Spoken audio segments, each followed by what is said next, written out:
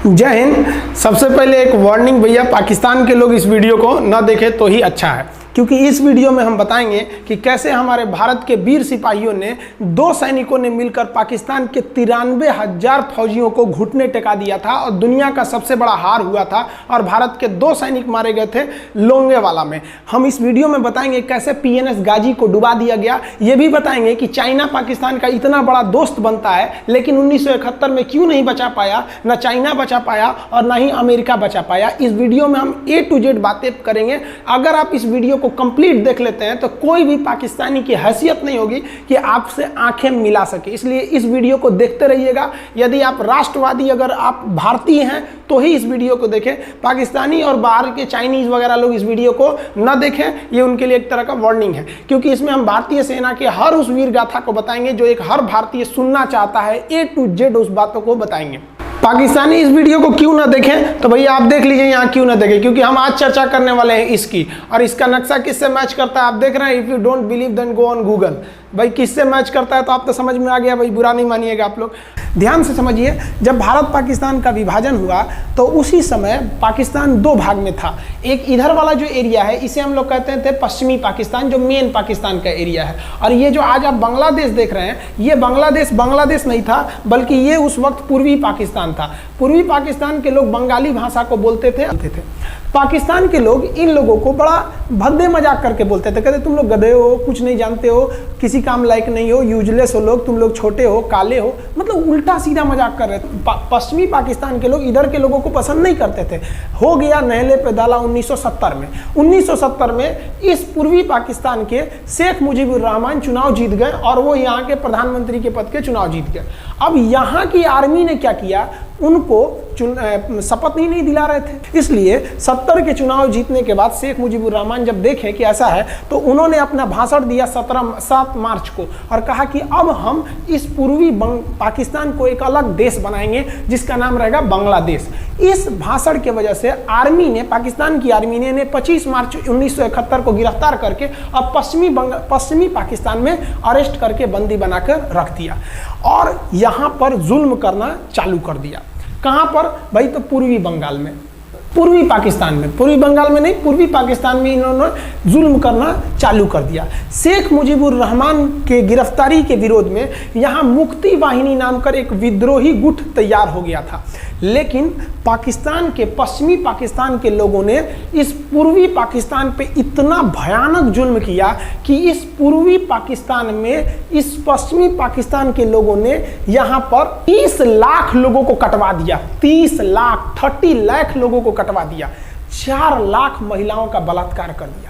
अपने देश के 4 लाख औरतों का रेप किया। यहाँ पे इतना भयानक वो दृश्य है कि अगर हम उसको YouTube पे दिखा देंगे ना तो YouTube हमारे ऊपर क्लेम करेगा, भैया आप ये सब इतने भयानक दृश्य नहीं दिखा सकते। आप अंदाजा लगाइए इनकी क्रूरता का। ये अपने देश पर इतना भयानक जुल्म कर रहे हैं, इतना भयानक जुल्म किया इन लोगों ने कि शेख मुजीबुर रहमान की गिरफ्तारी के बाद इस जुल्म का नतीजा ये हुआ कि अप्रैल 1971 तक भारत में यहाँ से लोग भाग के आ गए कि भैया हम जिंदा रहेंगे तब तो, और यहाँ 10 लाख लोग भारत में आ गए शरण लेने के, भैया हमको बचाइए। तो इंदिरा गांधी जानती थी कि जब तक यहाँ शांति नहीं होगा तब तक ये लोग वापस नहीं जा सकते थे, और शांति का एक ही था कि यहाँ पे घुस के इनको मारा जाए ताकि ये पश्चिमी पाकिस्तान वाले लोग यहाँ पर सुधर सके। तो इंदिरा गांधी ने इसके लिए बात की जनरल फील्ड मार्शल मानेकशॉ से। उन्होंने सेना प्रमुख मानेकशॉ से कहा, सैम मानेकशॉ से, कि आप अभी युद्ध कीजिए, हम आदेश देते हैं आप अभी युद्ध कीजिए बांग्लादेश पे, हम अपने पड़ोसियों को इस तरह मरते नहीं छोड़ेंगे, आप इस पे हमला कीजिए। उस समय ये पूर्वी पाकिस्तान था। मानेकशॉ ने कहा कि ना हम हमला नहीं करेंगे। कही अरे क्यों? कहा कि आप महीना देख रही हैं, अप्रैल का महीना है। अप्रैल के महीने का मतलब बरसात का दिन सर पे है, और बरसात के समय पूरब का हाल क्या होता है, एकदम भयानक बाढ़ आ जाती है। और उन्होंने एग्जाम्पल भी दिया कि सिकंदर की फौज भी हाथी लेके आई थी और कीचड़ में फंस गई थी, कि अगर यहाँ हम लड़ जाते हैं तो यहाँ बरसात रहेगा, हम यहाँ उलझ जाएंगे, ये एरिया सूखा रहेगा, चाइना का ऊपर से एरिया सूखा रहेगा, ये हमला कर देंगे, हमको 3 ओर से लड़ाई लड़ना पड़ेगा। मानेकशॉ ने इंदिरा गांधी से कहा कि आप 2-3 काम कर लीजिए। कब तक के लिए कि नवंबर तक हम लोग युद्ध नहीं करेंगे, लेकिन अप्रैल से नवंबर के बीच में हम अपने सैनिकों को इस एरिया में लड़ने के लिए ट्रेनिंग दे सकते हैं। थन मुक्ति वाहिनी, उसको हम ट्रेनिंग दे सकते हैं। और इसी में 1971 में हमारी जो थी भारत और रूस की एक समझौता पर हस्ताक्षर हो गया। अब हम लोगों ने पाकिस्तान को एक बारूद के ढेर पर बैठा दिया था। इंतजार था तो इस बात का कि उस बारूद में एक चिंगारी की और तब पाकिस्तान तबाह हो जाता। इत्तेफाक देखिए, उस बारूद के ढेर पर खुद चिंगारी जलाई पाकिस्तान ने। कैसे? तो समझिए कैसे। हम लोग का था कि इधर हम लोग ऑफेंसिव हो जाएंगे, मतलब इधर भयानक हमलावर हो जाएंगे, और इधर हम लोग डिफेंसिव रहेंगे, मतलब इधर कम हमला करेंगे, ताकि हम लोग का मेन मकसद पाकिस्तान से युद्ध नहीं था। हमारा मेन मकसद था हमारे अपने बांग्लादेशी भाइयों पर जो जुल्म हो रहा था, जो उनकी बहनों को रेप हो रहा था, इतना भयानक किया था वहाँ पर पाकिस्तानियों ने कि बाप के सामने बेटी का रेप करते थे और उसके बाद बाप को मार के कहते थे तू भी रेप कर। इतना मतलब मानवता पूरी खत्म कर दिया गया वहाँ पर। तो भारत ने कहा कि इधर हम डिफेंसिव रहेंगे। पाकिस्तान को ये खबर लग गई कि भारत ना इधर कमज़ोर है। अरे भैया, इधर हम कमज़ोर थोड़ी हैं, इधर कम सैनिक रखे हैं और इधर हम भयानक रखे हैं, तो इसका मतलब ये थोड़ी है कि हम कमज़ोर हो जाएंगे। भैया कहा जाता है ना कि सोनार के घर का कचड़ा भी बनिया के बादाम से महंगा बिकता है। देखिए, हम लोग ठंडी का इंतजार ही कर रहे थे कि पाकिस्तान ने गलती कर दिया। उसने 3 दिसंबर को अचानक हमला कर दिया श्रीनगर पे, पठानकोट पर, चंडीगढ़ पर, यहाँ पर आगरा हवाई अड्डे पर तबातोड़ हमला कर दिया। एयरफोर्स का इतना भयानक हमला पाकिस्तान का भारत पर हुआ कि भारत देखते रह गया। धड़ पाकिस्तान की जहाजें एंट्री मार गई सब भारत में, उसकी एयरफोर्स एंट्री कर दी। इतना भयानक हमला था, इतना भयानक कि भारत का एक भी सैनिक नहीं मरा। समझ रहे ना कितना भयानक हमला था। अरे भाई, आप यहाँ पर घुस जाएंगे हमारे देश में तो क्या हो जाएगा भैया? मूस मोटैयन लोढ़ा हुईन, हाथी घोड़ा थोड़े हुईन। भारत तो इसी का इंतजार कर रहा था। देहात में कहावत कहा जाता है कि रोए के रानी तले अखिए खुदा गई। भैया हम प्लाने कर रहे थे कि हमला करने के लिए कि आप हमारे पे हमला करिए दीजिए। अब विश्व का भी दबाव नहीं आएगा हमारे ऊपर कि भैया हमला तो आपने किया है, अब हम लोग छोड़ेंगे नहीं। भारत एकदम दृढ़ निश्चय कर लिया। इसी बीच पाकिस्तान को एक खतरनाक खबर लग गई। क्या थी खबर भाई? तो देखिए, पाकिस्तान को खबर लगी कि भारत की ज़्यादातर फौज इस पूर्वी पाकिस्तान की ओर डिप्लॉयड है और यहाँ राजस्थान के जैसलमेर जिला में एक जगह है लोंगेवाला। उस लोंगेवाला में केवल और केवल 120 फौजी हैं। और अगर पाकिस्तान ने सोचा कि 120 फौजियों को हम रातों रात मार देते हैं तो उस समय एयरफोर्स रात में लड़ाई नहीं कर सकती थी, इसलिए इन्होंने लोंगेवाला में एंट्री मार दी। पूरी भयानक टैंक लेकर, फौज लेकर, इन्फेंट्री लेकर, और उसको वो लोग लोंगेवाला में घुसने के लिए चल दिए। और लोंगेवाला में भारत के पास केवल 120 सिपाही थे, केवल 120, और उन पर वो हजारों की संख्या में टूट पड़े। लेकिन घबराना नहीं चाहिए, क्योंकि चींटियां तादाद में कितनी भी क्यों ना हो जाएं, गन्ना घसीट के नहीं ले जा सकती हैं। लोंगेवाला में जो ड्यूटी थी उस समय कुलदीप सिंह चांदपुरी जी का। कुलदीप सिंह चांदपुरी सरदार हैं, आप देखे होंगे बॉर्डर मूवी में इनका रोल सनी देओल ने किया है। अब ये कुलदीप सिंह, ये भैया पंजाबी सिख, अब ये लोग 1.25 लाख से नीचे कुछ सोचते ही नहीं है। चिड़िया नू में बाज लड़ावा, गिदड़ नू में शेर बनावा, और 1.25 लाख नू एक लड़ावा, तब गोविंद सिंह नाम रखावा। खबर आया कि आपसे जो लड़ने आ रहे हैं ना पाकिस्तान की ओर से, वो ब्रिगेडियर तारिक मीर आ रहा है। उसके पास टैंक है, 2800 फौज है, बहुत ही तेज रफ्तार से आ रहा है। आपके पास केवल 120 जवान है कुलदीप सिंह, आप पीछे हट जाइए, आप पीछे हट जाइए, क्योंकि आपको हम ना, आप बहादुर हैं इसमें नो डाउट, लेकिन आप कैसे लड़िएगा उतनी भयानक फौज के पास से? यहाँ उन्होंने कहा खालसा सिख है, नहीं हट सकते हम दिखा देंगे कि हम 120 भी उन पर क्या पड़ेंगे, भारी पड़ेंगे। इनके पास ना ही टैंक को उड़ाने के लिए कोई संसाधन थे, टैंक को मारने के लिए एक जीप पर लगा हुआ छोटा सा तोप था, और इनके पास 3 ठो माइंस लगे थे। माइंस समझते हैं आप लोग? टैंक जो होता है ना बम, उसको उड़ाने के लिए माइंस लगाए जाते हैं। तो देखिए ध्यान से, ये है माइंस, ये माइंस होते हैं। इस पर अगर टैंक चढ़ता है ना तो टैंक ब्लास्ट कर जाता है। तब इन्होंने दिमाग लगाया। इन्होंने क्या किया, जो खाली रेगिस्तान था ना उसमें ना आगे की ओर 3 ठो ओरिजिनल माइंस को लगा दिया, और जो खाना खाने वाला टिफिन होता है ना 4 खंदे वाला, इसे, उस टिफिन को इन लोगों ने रातों रात ना बिछा दिया ऐसे लाइन से। देखिए लाइन से पाकिस्तान की टैंक आई तो शुरुआत में तो भैया ओरिजिनल माइंस था, धड़ाम से लगा, पाकिस्तान की टैंक उड़ गई। पाकिस्तान का एक टैंक उड़ा, फिर दूसरा उड़ा, तीसरा उड़ा, पाकिस्तानी एकदम डर गए सब। ब्रिगेडियर तारिक मीर कहें कि भैया यहाँ तो माइंस लगा के रखा है इन लोगों ने, एक काम करो इंजीनियरों को बुलाओ, पूरा माइंस निकालो। अब ब्रिगेडियर जो हमारे मेजर कुलदीप सिंह थे ये जानते थे कि बाबू अगर हम तुमको रात भर रोक दिए ना तो सुबह हमारी एयरफोर्स आएगी, तुमको जिंदा नहीं छोड़ेगी। इसलिए इन्होंने पूरा टिफिन बिछाया था। इन पाकिस्तानियों ने 6 घंटे लगा दिए उनको निकालने में। इंजीनियर आते थे तो डर के मारे टिफिन निकालते थे, अरे बाप रे बाप, और टिफिन में तो ईंटा पत्थर भर देते थे और डर के ले जाते, अरे भागो भागो भागो, माइंस है माइंस है। इसको लगाते लगाते इन लोगों ने पूरी रात बिता दी। 3 बज गया। 3 बजे इनको पूरा सन्नाटा दिखा कि भैया ये तो टिफिन है, ये रेगिस्तान में ये तो टिफिन है। अब उन्होंने कहा कि आदेश दिया कि हमला करो। तो कुलदीप सिंह जो थे चांदपुरी, उन्होंने बालू के बीच में ऐसे गड्ढे बना रखे थे और अपने फौजियों को ना 2 किलोमीटर एरिया में बिछा दिया था, एक उधर एक इधर एक इधर। तो चारों ओर से फायरिंग होती थी। पाकिस्तानियों को लगी ना कि भैया हमको गलत इंफॉर्मेशन मिल गया है, 120 गो मिल के ऐसे थोड़े मारेगा सब। सोच रहा उधर से गोली इधर से गोली, धड़ाधड़ बम गोला दारू सब चल रहा है यहाँ पर। इतना भयानक कहीं कोई 120 आदमी मिल के ऐसे मारता है? नहीं भाई, इतना भयानक सुनसान एरिया में कहाँ से कौन मार रहा है? एकदम तबाही मचा दिया। कुलदीप सिंह चांदपुरी ने क्या तबाही मचाया था आप देखना चाहते हैं तो देखिए उन लोगों ने क्या तबाही मचाया था। ये है पाकिस्तान का टैंक, ये धज्जी उड़ गया था टैंक का, थुथुर तूर दिया इसका यहाँ पे। ये देखिए टैंक का, पाकिस्तानी देख रहे हैं कि भैया सब चक्का उक्का फेंका गया। बताइए ये चांदपुरी साहब कैसा करना चाहिए? ये कोई वीडियो गेम खेल रहे हैं? मार के धज्जी उड़ा दिया। अरे पाकिस्तान बच्चा है, अपने बच्चा है, बिगड़ गया, आराम से मारिए। ऐसे एकदम धज्जी उड़ा दिए हैं बेचारा सबको। पाकिस्तान के टैंक को धज्जी उड़ा के उस पर भारतीय सैनिक खड़ा होकर फोटो खिंचवा रहा था। फोटो खींचे फोटो खींच, उस समय सेल्फी नहीं था ना, तो आगे से फोटो खींचना, फोटो खींच, यहाँ पे आने वाली पीढ़ियों को ये प्रेरणा देगी। बताइए इतना सुंदर गाड़ी लेके आया था पाकिस्तान मारने के लिए, हाँ बेचारा ऐसे मारा जाता है? हाँ अरे ब्रिगेड मेजर साहब आप भी बच्चा है, बच्चा को थोड़ा आराम से मारिए। देखिए इसका थोबड़ा बिगाड़ दिया गाड़ी का। ओहो, ऐसे नहीं मारना चाहिए, लेकिन क्या कीजिएगा, बच्चा बिगड़ जाता है तो धोना ही पड़ता है।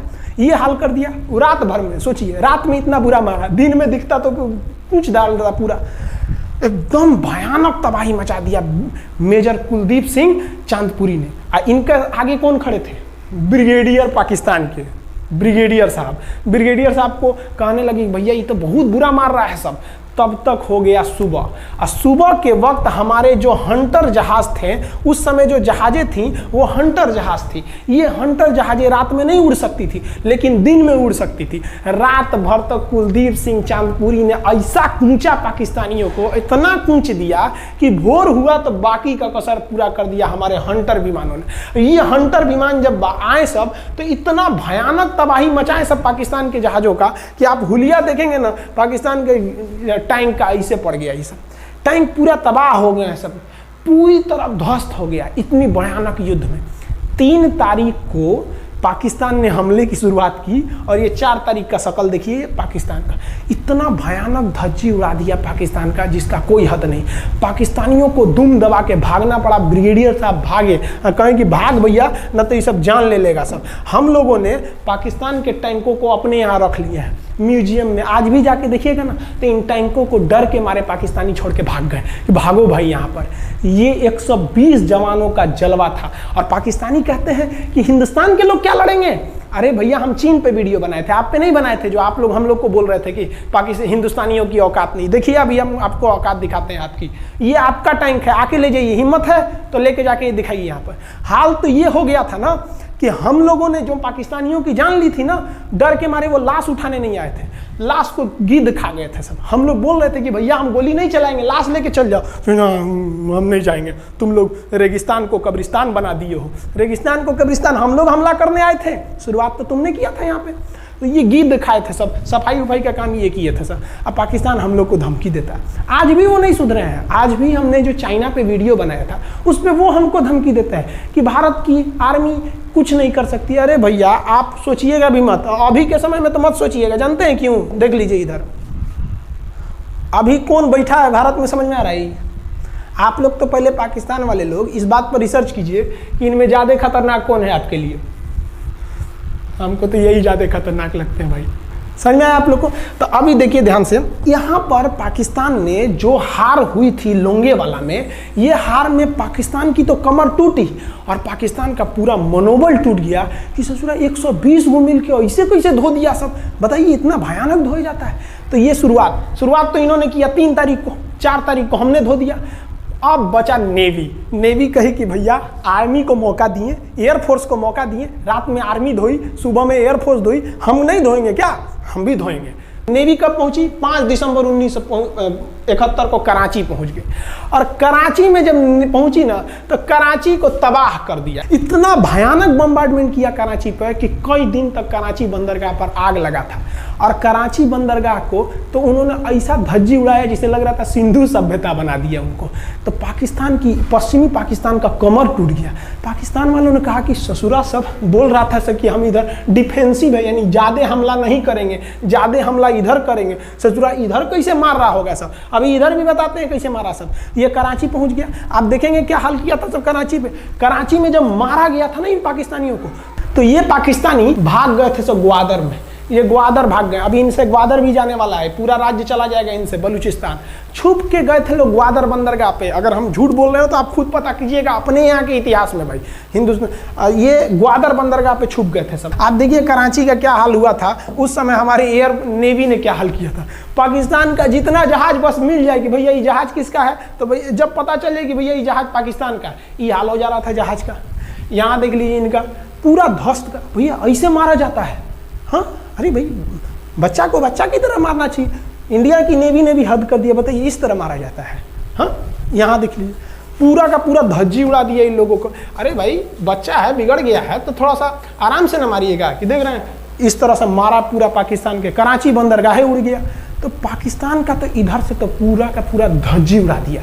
अभी शुरुआत हुए युद्ध के केवल 2 दिन हुए हैं। आप दिल थाम के रखिए, अभी युद्ध लंबा चलने वाला है। 3 दिसंबर को स्टार्ट किए, 4 दिसंबर को हम लोग लोंगेवाला धो दिए, अब 5 दिसंबर को कराची। अब पाकिस्तान ने ना भारतीयों को तबाह करने के लिए, भारत का सबसे खतरनाक जहाज था INS विक्रांत। INS विक्रांत को बर्बाद करने के लिए ना इसने यहाँ से भेज दिया INS PNS गाजी को। गाजी एक पनडुब्बी थी, उसको आदेश दिया गया कि जाके मार के आओ। किसको? विक्रांत को। क्योंकि अगर विक्रांत जहाज डूब जाता तो वाकई उस समय हमको युद्ध जीतने में बहुत दिक्कत आ जाती। तो ये गाजी कैसे डूबा, इसको हम लोग एगो खराब जहाज से मार दिए। तो अब इधर समझते हैं कि जब उधर इतना भयानक धोए तो इधर कितना बुरा धोए होंगे, इसको बारे में हम लोग समझते हैं। भारतीय सेना अब पूरब की ओर क्या क्या काम की, इसको ध्यान से समझिए। ये मुक्ति वाहिनी जो थी बांग्लादेश की, वो अंदर ही पाकिस्तानी फौजियों को मार रही थी गली कुची में दौड़ा दौड़ा के, क्योंकि इन पाकिस्तानी फौजियों ने वहां पर रेप किया, मर्डर किया। और इनका साथ दे रही थी इधर से हमारी इंडियन आर्मी और ऊपर से हमारा एयरफोर्स। ये तबाह कर दिए थे, इनको भागने के लिए भी जगह नहीं था। और इसी में इनका सबसे बड़ा सरदर्द बन गया था इंडियन नेवी, क्योंकि इनको जो मदद थी, देखिए ये पूर्वी पाकिस्तान है, इनको मदद जब भी मिलेगी तो इधर से ही मिलेगा। अब बताइए यहाँ से तो कोई जाएगा नहीं, बेवकूफ़ भी नहीं होगा जो इधर से मदद करने जाएगा। रास्ते में ही एयरफोर्स मार के गिरा देती थी, ट्रक वगैरह जाएगा नहीं। तो नेवी से ये इन लोग मदद देते थे। भैया यहाँ पे जो इनके फौजी लड़ रहे थे उनको खाना पीना भी खत्म हो गया था। अब इनको बर्बाद कर दिया भारत। INS विक्रांत, INS विक्रांत उस समय का बहुत बड़ा जहाज था इस साउथ एशिया के देशों का। और यहाँ से उस इतना बड़ा जहाज था कि उसके ऊपर से लड़ाकू जहाजें उड़ती थी। वो एयरफोर्स यहाँ से भी बम मारता था, मिसाइलें मारता था, ऊपर से लड़ाकू जहाजें और हेलीकॉप्टर छोड़ देता था, जो ताकि मुक्ति वाहिनी को कोई दिक्कत ना है। मुक्ति वाहिनी मारती थी और आर्मी पूरी तरह से उसने यहाँ से हमारा विक्रांत ने चटगांव बंदरगाह को तबाह कर दिया। अब बांग्लादेश का देखिएगा वर्तमान में, उस समय तो पूर्वी पाकिस्तान था, ये चटगांव उस समय पाकिस्तानी आर्मी नेवी का एक बहुत बड़ा केंद्र था। इधर हम लोग ने उड़ा दिया कराची, इधर उड़ा दिया हम लोग ने चटगांव। अब मुक्ति वाहिनी को कोई खास दिक्कत नहीं आ रहा था।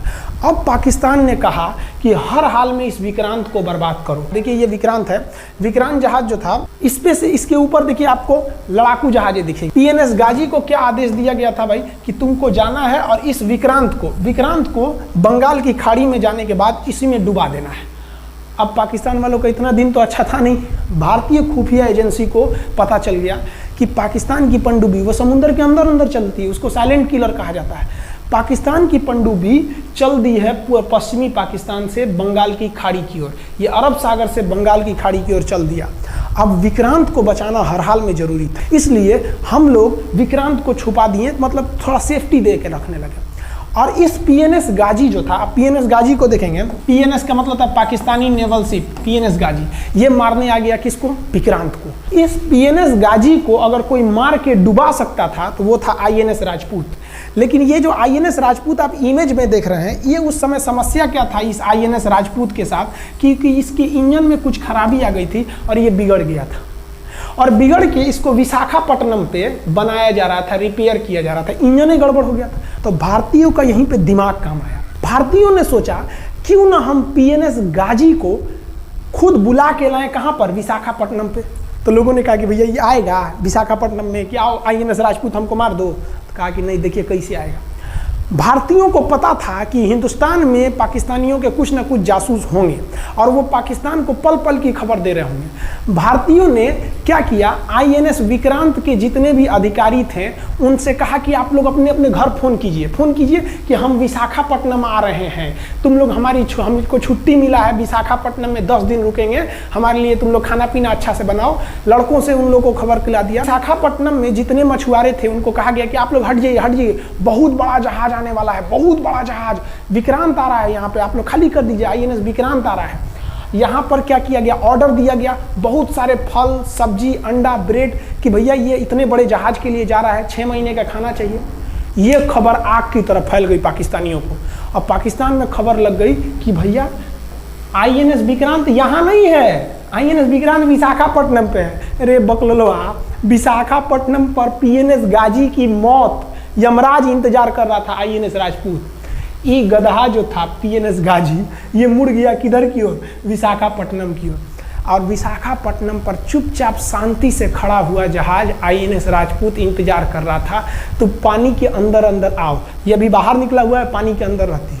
और फिर आईएनएस राजपूत देखा कि ये आ रहे हैं, वो आईएनएस राजपूत को मारता कि इससे पहले ही आईएनएस राजपूत मार के तबाह कर दिया पीएनएस गाजी को। पीएनएस गाजी पर को डूबने के बाद पाकिस्तान को बहुत बड़ा सदमा लग गया। पाकिस्तान को यह एहसास हो गया कि अब हम कभी नहीं जीत सकते हैं, क्योंकि ये पीएनएस गाजी अमेरिका से खरीदा हुआ एक बहुत ही शक्तिशाली पनडुब्बी थी जिसे कोई डुबा नहीं सकता था, और हम लोगों ने उसको इस जहाज से डुबाया जो जहाज खराब हो चुका था, जिसका इंजन खराब था। भारतीय सेना का मोराल पूरे 7वें आसमान पर था और पाकिस्तानी दिन पर दिन बर्बाद हो रहे थे। अब पाकिस्तानियों को लगा अब क्या करेंगे, तो पाकिस्तानियों ने अमेरिका में फ़ोन किया, भैया आप कुछ कीजिए। तो अमेरिका ने ना यूएनओ में मुद्दा उठा दिया, यूनाइटेड नेशन ऑर्गेनाइजेशन, इसकी जो सिक्योरिटी काउंसिल है, सुरक्षा परिषद, इसमें कह दिया पूर्वी पाकिस्तान पर जुल्म कर रहा है, मार रहा है। तो रसिया उस समय हमारा साथ दिया, कहा कि तू देर जानता है जुल्म कर रहा है, भारत जो कर रहा है सही कर रहा है, हम इस प्रस्ताव के खिलाफ में वीटो करते हैं। वीटो अगर कोई देश, 5 देश को वीटो है, इस पर अलग चर्चा करेंगे, अगर किसी ने वीटो कर दिया तो वो प्रस्ताव रद्द हो जाता है। तो पाकिस्तान की एक और उम्मीद यहाँ पर अपना दम तोड़ दी। अब पाकिस्तान कहा अमेरिका से कि भैया आप ही हमको बचा लीजिए। तो अमेरिका ना पाकिस्तान की ओर से भारत पर हमला करने के लिए अपना सबसे खतरनाक जहाज भेज दिया, 7वां बेड़ा। देखेंगे 7वां बेड़ा को, अगर इतना भयानक था 7वां बेड़ा, ये अमेरिका का साथ अकेले चलता ही नहीं था, इतनी पूरी फौज के साथ, नेवी के साथ चलता था। ये किस लिए आया था? विक्रांत को डुबाने के लिए, और इसका साइज विक्रांत से डबल था, इसके आगे विक्रांत नहीं टिक पाता। अब इंदिरा गांधी भी टेंशन में रह गई। ले, तब उस समय इंदिरा गांधी को याद आया कि भैया हमारा एक और तो हम समझौता करके आए हैं, अगर अमेरिका पाकिस्तान का साथ दे सकता है तो रूस से हम भी तो समझौता करके आए हैं। तो भारत ने रूस को कहा कि भैया अमेरिका इतना भयानक 7वां बेड़ा भेज दिया, आप हमारी मदद कीजिए। तो रूस ने कहा टेंशन क्या लेते हो, देखो हम बोलते हैं। रूस ने परमाणु पनडुब्बी भेज दी और रूस ने अपना 40वां बेड़ा भेज दिया। आप देखेंगे ये रूस का 40वां बेड़ा है, ये अपने भारी भरकम जहाजों के पूरे ग्रुप के साथ चल दिया, कहा कि चल भैया देखते तुमको कौन मारेगा भारत को। और अमेरिका को सीधा कह दिया कि भैया विक्रांत पर अगर आपने हमला किया तो ये हमला हम रूस पर हमला मान लेंगे। यहाँ पर खड़ा था भारत का विक्रांत और उसकी सपोर्ट में खड़ा था रूस का 40वां बेड़ा। और रूस ने यमन से अपनी एयरफोर्स को भी कह दिया था कि भैया तुम भारत की देखभाल करना। तो भारत की सुरक्षा के लिए इतने लोग, और अमेरिका अपना 7वां बेड़ा लेके यहाँ मुंह देख रहा था, और ब्रिटेन ने भी अपने ईगल नाम के बेड़ा को भी भेज दिया था। तो ये 2 लोग हमारे खिलाफ आ गए थे लड़ने के लिए कि अब बताइए, हम लोग बांग्लादेश की भलाई सोच रहे थे, और अमेरिका का 7वां बेड़ा और रूस का ब्रिटेन का ईगल हम लोग के खिलाफ था, और हमारा अपना विक्रांत और रूस की एयरफोर्स और उसकी 40वां बेड़ा हमारे साथ थी। ये पूरी तरह से बाउंड्री बना दिया था 40वां बेड़ा। 40वां बेड़ा का कहना था कि भैया हमारे जहाज पर ऑटोमेटिक मिसाइल लगी है, तुम अगर इधर आओगे तो हम मार देंगे तुमको ऐसे ही। रूस ने अपनी सारी पनडुब्बियों को ऊपर उठा दिया समुद्र के ऊपर, ताकि सैटेलाइट से और दूसरी निगरानी से देखा जा सके, और यही हुआ भी। वो लोग रूस के इतने खतरनाक जहाज़ों के ग्रुप को देखकर घबरा गए, इतना घबरा गए कि ब्रिटेन ने कहा था we are too late. Britain का ईगल बेड़ा अमेरिका के 7वां बेड़ा से कह रहा है कि रे उधर मत जो, बहुत देर हो गया है, वो पहले पहुंच गया है रूस, अब मारेगा वहीं तबाह हो जाओगे यहाँ पे। तो 7वां बेड़ा ने धमकी दिया कि हमारे जहाज में परमाणु बम लदे हुए हैं। तो 40वां बेड़ा ने रिप्लाई किया था कि हम भी जब चले थे ना तो परमाणु बम लादे के चले थे, और गिनती जब कर रहे थे तो हम भी गिनती किए थे, 250 हमारे पास भी परमाणु बम था, लेकिन इतना ज़्यादा था कि सोचे कि कौन गिनेगा, बाद में गिनेंगे, आ जाओ देखते हैं किसके पास कितना है। तो रूस ने हमसे सच्ची दोस्ती निभाई थी, और इधर शेख मुजीबुर रहमान की जो मुक्ति वाहिनी थी वो अपना काम कर रही थी। अब भारत आर पार की लड़ाई में था, पाकिस्तान हर मोर्चे पर हारते जा रहा था। भारत सरकार ने पाकिस्तान पर मनोवैज्ञानिक दबाव बनाने के लिए निर्मलजीत सिंह अरोड़ा ने एक प्लान बनाया। उन्होंने एयरफोर्स को पूर्वी पाकिस्तान यानी जो अभी बांग्लादेश है, तो ढाका के ऊपर एयर ड्रॉप करा दिया, हवाई जहाज से सैनिकों को उतार दिया, और उन सैनिकों के भेष में उसमें सैनिक कम थे, और उसमें केवल पुतलों को नीचे उतारा गया था। ये केवल इंडियन आर्मी जान रही थी कि पुतला नीचे उतरा है सर, लेकिन मीडिया ने तो इसको खबर को आग की तरह फैला दिया। और इसमें हम धन्यवाद देना चाहेंगे हाथ जोड़कर BBC न्यूज का। और BBC ने ये छाप दिया कि इंडियन एयरफोर्स ने ढाका पर 5000 एयर ड्रॉप करा दिया फौजियों को। अब ये गली गली खोज खोज के पाकिस्तानी फौजियों को मारेंगे कि तुम क्यों मार रहे हो हमारे बांग्लादेशी भाइयों को। और बांग्लादेश की मुक्ति वाहिनी वैसे ही उनके पीछे पड़ी हुई थी पाकिस्तानियों के। अब पाकिस्तानियों का पूरा मनोबल टूट गया, पाकिस्तानी गली गली छुप गए सब। सोचिए, ये पुतला से डर जा रहे थे सब, रियलिटी में ये फौजी नहीं थे, ये पुतला गिराया गया था एयर ड्रॉप करके। अब वो लोग डर के मारे भाग गया यहाँ पर। अब एयरफोर्स ने देखा कि उसके ये छोटे से वैज्ञानिक दबाव का इतना खतरनाक असर पड़ा है। एयरफोर्स ने कहा कि अब एक काम करते हैं, अब आर पार को अब ठोक डालते हैं पाकिस्तान को, अब जो होगा सो देखा जाएगा।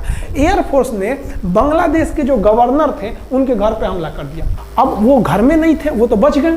बचने के बाद डर क्या होता है, देखिए डर किसको कहा जाता है। जो उनके गवर्नर हाउस थे AH मलिक, इन्होंने त्याग पत्र दे दिया। भैया जिंदगी रहेगी तो बहुत नौकरी करेंगे, डर के मारे त्याग पत्र दे दिया। सोचिए, गवर्नर, क्योंकि पाकिस्तान का एक राज्य ही तो था पूर्वी पाकिस्तान। जैसे हमारा एक राज्य है उत्तर प्रदेश, बिहार, महाराष्ट्र, वहाँ पे भी गवर्नर होते हैं ना, संवैधानिक हिसाब से गवर्नर मालिक होता है उस जगह का। त्याग पत्र दे दिए। सोचिए, ये डर था उनके अंदर। निर्मलजीत सिंह अरोड़ा जो लेफ्टिनेंट जनरल थे, जनरल तो हमारे मानिक शाह थे, लेफ्टिनेंट जनरल थे जिन्हें बांग्लादेश जीतने की जिम्मेदारी दी गई थी, मतलब उसे सुरक्षा करने की जिम्मेदारी दी गई थी। वो पाकिस्तान के लेफ्टिनेंट जनरल नियाजी से बात किए और उन्हें कहे कि हम आपको आधा घंटा का टाइम देते हैं, और आप इस आधा घंटा में विचार कीजिए आप सरेंडर करते हैं कि नहीं। अगर आप सरेंडर कर देंगे तो हम आपको गारंटी देते हैं कि आपके सैनिकों को जिंदा रखा जाएगा, और अगर आप हमारी बात को नहीं मानेंगे, देखिए गवर्नर साहब के घर है, कोई ठीक नहीं है, आपके घर पे भी यही हो जाएगा। क्योंकि अगर आप हमारे सामने सरेंडर नहीं करिएगा तो याद रखिए हम अपने हमले को 10 गुना और तेज कर देंगे। और हार तो आप चारों ओर से गए हैं। भारत चाहता था कि जल्दी से जल्दी इस युद्ध को खत्म किया जाए, क्योंकि अब ये अंतर्राष्ट्रीय मैटर हो चुका था। अब अमेरिका अपना नाक पे ले लिया था कि भैया हमारा जहाज मार के गिरा दिया। PNS गाजी उसी की पनडुब्बी थी, वो तो पाकिस्तान को दिया। 7वां बेड़ा को नहीं घुसने दिया, तो अमेरिका की किरकिरी हो रही थी। ब्रिटेन के ईगल को घुसने नहीं दिया, उसकी किरकिरी हो रही थी। और भारत को उस समय लोग कहते कि ये गरीब देश है, अभी आज़ाद हुआ है। 1971 में हमारी यही हाल थी, और सारे लोग कह रहे थे हम उसको गरीब समझ रहे थे, रुआ के रख दिया अमेरिका को, हर जगह धो दिया पाकिस्तान को। अब बेचारे नियाजी क्या कर सके। नियाजी को आधे घंटे का टाइम दिया गया। 16 दिसंबर 1971, याद रखिएगा दिन, 16 दिसंबर 1971। ये हमारे इतिहास का 13 दिन के युद्ध में हमने पाकिस्तान को धूल चटा दिया था, क्योंकि 3 दिसंबर को पाकिस्तान ने युद्ध स्टार्ट किया था और 16 दिसंबर को हम लोगों ने जनरल नियाजी से आत्मसमर्पण करवा लिया। और आत्मसमर्पण आप देखना चाहेंगे जनरल नियाजी का। जनरल नियाजी इन्होंने हमारे लेफ्टिनेंट जनरल निर्मलजीत सिंह अरोड़ा के सामने आत्मसमर्पण साइन किया, और साइन करने के बाद बांग्लादेश के ढाका रेस कोर्स में इन्होंने साइन किया, और इनकी आंखों में आंसू था। एक देश के सेनापति के लिए इससे शर्म की बात क्या है, जो गिनीज बुक में नाम रिकॉर्ड करा दिया। गिनीज बुक में कैसे? देखिए, पाकिस्तान के लोग हम चाइना के वीडियो बनाए थे, उस पर कमेंट कर रहे थे कि इंडियन आर्मी कुछ नहीं कर सकती। देखो, बांग्लादेश तुम्हारी बहादुरी का जीता जागता उदाहरण है। तुम्हारे यहाँ का 93,000 फौज, सोचिए 93,000 सैनिक पूरी दुनिया में आज तक आत्मसमर्पण नहीं किया। ये 93,000 लोगों ने आत्मसमर्पण कर दिया। देख लीजिए, ये अपना बंदूक फेंक दिए, अपने स्टार नोच के उतार दिया कि भैया हम लीजिए आत्मसमर्पण कर रहे हैं, बेल्ट उतार के दे दिया, अब चलिए जहाँ ले जा रहे हैं, जितना लाठी मारना है हमारी, आत्मसमर्पण। ये वही पाकिस्तान है, याद रखिए। आप याद कीजिए, हमारे 120 सैनिकों ने आपको धूल चटा दिया था लोंगेवाला में। केवल 2 सैनिक मरे थे लोंगेवाला में, और पूरी की पूरी आपको भगा दिया था 4 दिसंबर को ही। और आप याद कीजिए, बहुत बहादुर बनते हैं ना। 93,000 फौज आपकी हार के गई है यहाँ से। इतना बड़ा हार दुनिया में आज तक कहीं का नहीं हुआ है। 93,000 सैनिक सरेंडर करके गए हैं भारत के सामने से। क्या बात कीजिएगा आप हमारे सामने। तो ये है, गिनीज बुक में नाम है। ये तो है भैया पाकिस्तान की आर्मी, एक तरह से गिनीज बुक में नाम है ना जी। भले हारने से नाम है तो क्या हुआ, पाकिस्तान के लिए इससे खुशी की बात क्या हो सकती है कि भैया गिनीज बुक के नाम है। अब इन लोगों को जेल में बंद कर दिया गया, बाद में हम लोगों ने इन्हें छोड़ भी दिया था। और इस सरेंडर के बाद बांग्लादेश के जो मुक्ति वाहिनी थी, उसके चेहरे पर यह मुस्कान थी कि बांग्लादेश अब स्वतंत्र हो गया। ढाका, इंदिरा गांधी का स्टेटमेंट था, ढाका स्वतंत्र राजधानी है स्वतंत्र बांग्लादेश की। ये खुशी थी बांग्लादेशियों के चेहरे पर, जिनकी बहनों की इज्जत आबरू लूट ली गई थी उन्हीं देश की फौजियों के द्वारा। ये जो नियाजी थे, जब इन्हें लेफ्टिनेंट गवर्नर बना के भेजा गया था बांग्लादेश में, तो ये नहीं पूछे थे कि बांग्लादेश का स्थिति क्या है। ये पूछे थे कि जिन लड़कियों का रेप हुआ है वो कहाँ है, सब दिखाओ तो, मतलब ये भी जाके करेंगे। ये हाल था। ये इनके चेहरे पर मुस्कुराहट थी। बाद फिर मुजीबुर रहमान को पाकिस्तान से स्वतंत्र कराया गया। भारत ने जो अपना वादा किया था कि शेख मुजीबुर रहमान को स्वतंत्र करेंगे, बांग्लादेश को स्वतंत्रता दिलाएंगे, उनके अधिकारों के लिए लड़ेंगे, भारत ने अपने वादा को पूरा किया। आज शेख मुजीबुर रहमान की बेटी शेख हसीना बांग्लादेश की कमान संभाले हुई हैं। शेख हसीना, जब हमको याद है जब वो भारत आई थी तो एयरपोर्ट पे, तो मोदी जी एयरपोर्ट पर रिसीव करने गए थे, जबकि ऐसा नहीं होता है।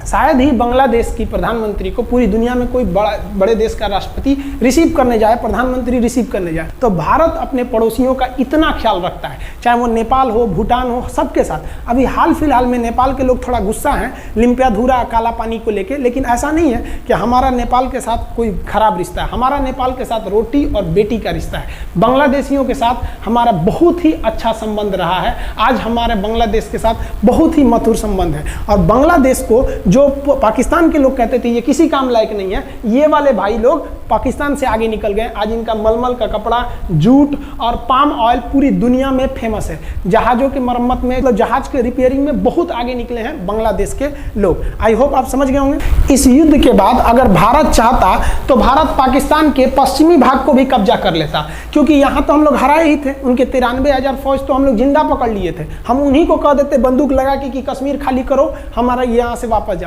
लेकिन बावजूद हमने इंसानियत दिखाई थी पाकिस्तान के ऊपर। इसका बदला ये पाकिस्तान ने हमें क्या दिया पता है? 26/11 हम संसद भवन पर अटैक, तो कभी अमृतसर में अटैक, कभी मुंबई में बम ब्लास्ट, कभी 26/11 का हमला, ये सब हुआ। हम चाहते तो उस वक्त भी जीत सकते थे। ये पाकिस्तान वाले आप जो कहते हैं कि हम बहुत बहादुर हैं, भारतीय सेना हमारा क्या कर सकती है, तो भारतीय सेना की रहमो करम पर आप लोग जिंदा थे, वरना 1972 में ये जो सेना थी ना 71 में, आप लोग को कहीं का नहीं छोड़ती। आप हिंदुस्तान के व्यूवर्स आप लोगों से भी कहते हैं कि एक लाइक तो बनता है इस सैनिकों के लिए, हमारे लिए नहीं, हमारे इस चैनल के लिए। कभी नहीं कहेंगे कि खान जी रिसर्च सेंटर चैनल को आप सब्सक्राइब करिए, लाइक करिए, हम ये कभी नहीं कहते हैं। लेकिन हम ये जरूर कहते हैं कि आज एक लाइक बनता है हमारे इन वीर सिपाहियों के लिए, लिए जो आज भी सेना के लिए डटे हुए हैं। और ये पाकिस्तान इस पर कमेंट करते हैं। हम आप भारतीयों से कहते हैं, आप हिंदुस्तानी हैं तो इस वीडियो को जितना से ज़्यादा शेयर करना है आप शेयर कीजिए, ताकि आपके बच्चों तक को ये पता चल सके कि हमारे सैनिक कितने बहादुरी हैं, कितने बहादुरी से लड़े थे हमारे सैनिक, कितने बहादुर हैं। और इस वीडियो को आप इतना शेयर कीजिए कि पाकिस्तान तक पहुंचे और वहां का बच्चा इस वीडियो को देखे, ताकि उनके अंदर भारतीय सेना का जो डर है वो बैठे। ये डर जरूरी है उनके अंदर, ये डर उनकी हड्डियों तक जाना चाहिए। और हाँ, कोई भी देश के हो, हर देश को अपने सैनिकों के लिए सम्मान करना चाहिए। हम ये कोई मनगढ़ंत कहानी नहीं बताएं, हम अपने सैनिकों की वीर गाथा बताएं जो A to Z अक्षरशः सही चीजें हैं। समझ में आया? आप इस वीडियो को देख रहे हैं तो मेरे साथ बोलिए आप लोग, भारत माता की जय। पाकिस्तान के युद्ध का जो हम सीरीज बना रहे हैं, आज 71 का युद्ध बढ़ाएं, हम आपको कल 1948 का युद्ध बता देंगे, 65 की लड़ाई में वीर अब्दुल हमीद ने जो बहादुरी दिखाई, फिर आपको 84 का सियाचिन, 99 का करगिल और 62 की चाइना युद्ध के बारे में भी बता देंगे। याद रखिएगा, चाइनीज और पाकिस्तानी इस वीडियो को डिसलाइक जरूर करेंगे, आप उन पर भारी पड़िएगा। ये वीडियो आप संभाल के रखिएगा, अपनी पीढ़ियों को दिखाइएगा कि हमारी सेना कितनी बहादुर थी। एक सैल्यूट हम अपने वीर जवानों के लिए। जय हिंद। हम बहुत ही सौभाग्यशाली हैं जो ऊपर वाले ने हमें हिंदुस्तानी बनाया। I proud to be India.